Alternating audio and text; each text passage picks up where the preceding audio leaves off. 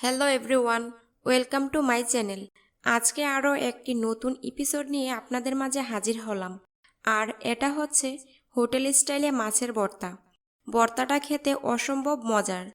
তো চলুন দেখে নেওয়া যাক কিভাবে ভর্তাটা বানাতে হবে। তবে রেসিপিটা দেখার আগে অনুরোধ করব, যারা এখনও আমার চ্যানেলটি সাবস্ক্রাইব করেননি প্লিজ সাবস্ক্রাইব করবেন।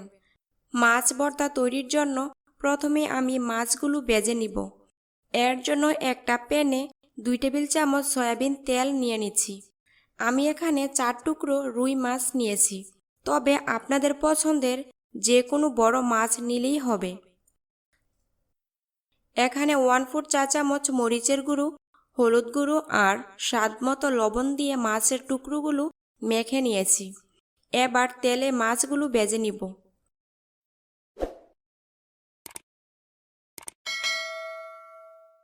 এক সাইড হয়ে গেলে উল্টে দিতে হবে, আর অপর সাইডটাও ভালোভাবে ভেজে নিতে হবে যতক্ষণ না পর্যন্ত মাছটা ভালোভাবে সিদ্ধ হচ্ছে।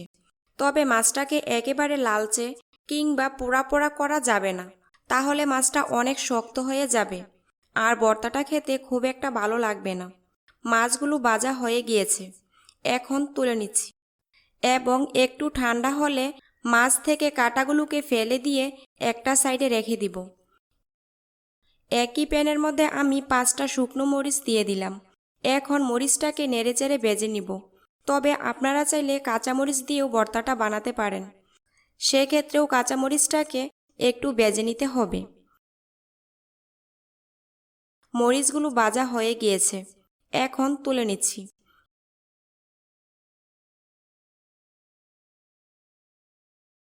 এবার দিয়ে দিচ্ছি 1/2 কাপ পেঁয়াজ কুচি।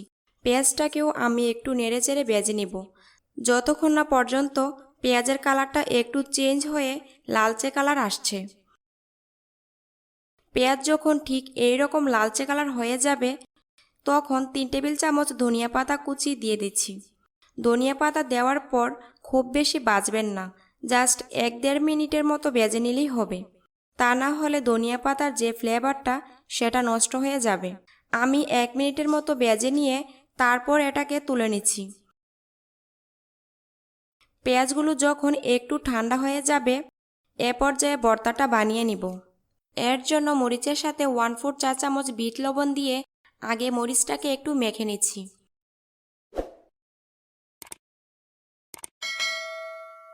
মরিচটাকে ভালো করে মেখে নিয়েছি। এবার সামান্য একটু টেস্টিং সল্ট দিয়ে দিচ্ছি।